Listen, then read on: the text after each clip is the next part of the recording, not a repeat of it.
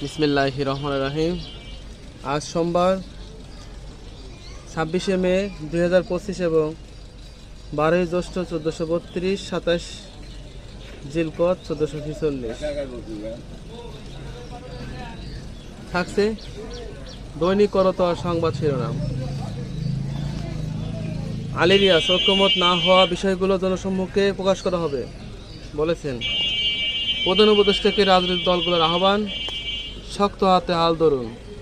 এবং প্রধান উপদেষ্টা বলেছেন, দেশের অনিষ্ট হয় এমন কোনো কাজ আমাকে দিয়ে হবে না। নির্বাচন, আইন শৃঙ্খলা পরিস্থিতি, মানবিক করিডোর ইস্যু নিয়ে আলোচনা। নির্বাচন সময়সীমা 30 জুন পেরোবে না, সবাই সন্তুষ্ট প্রেস সচিব বলেছেন প্রধান উপদেষ্টা।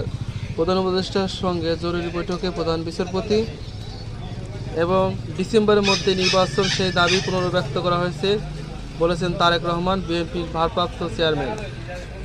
আনসার সহ 6 শিক্ষার্থী হত্যার ট্রাইব্যুনালে অভিযোগের দাখিল, জুলাই হত্যাকাণ্ডের বিচার শুরু। অভিযোগ আমলে নিয়েছেন ট্রাইব্যুনাল। হাসিনাকে আদালতে হাজির হতে পত্রিকার বিজ্ঞপ্তি প্রকাশের নির্দেশ। জয়সহ 29 জনের গ্রেপ্তার সংক্রান্ত প্রতিবেদন 17 জুন। পদত্যাগ করতে শেখ হাসিনার পায়ে ধরেছিলেন রেহানা, পেয়েছেন ট্রাইব্যুনালের রিপোর্টে। এবং খালেদা জিয়াকে হয়রানি, জ্যেষ্ঠ সচিব দুদকের সাবেক ও 3 চেয়ারম্যানের বিরুদ্ধে মামলা।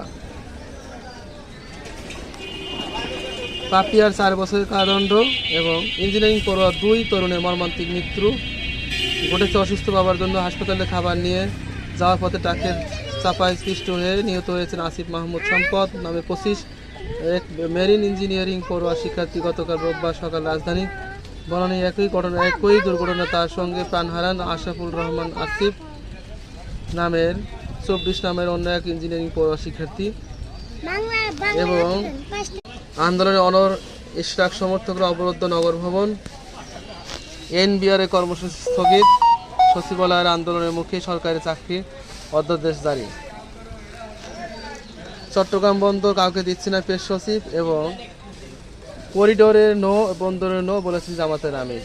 বাংলাদেশে সামরিক ঘাঁটি নির্মাণের আগ্রহ চীনের। এ ছিল প্রথম পাতার সংবাদ শিরোনাম। থাকছে এবার শেষের পাতায় সাবেক হুইপ স্বপন ও তার স্ত্রীর বিরুদ্ধে দুর্নীতি মামলা।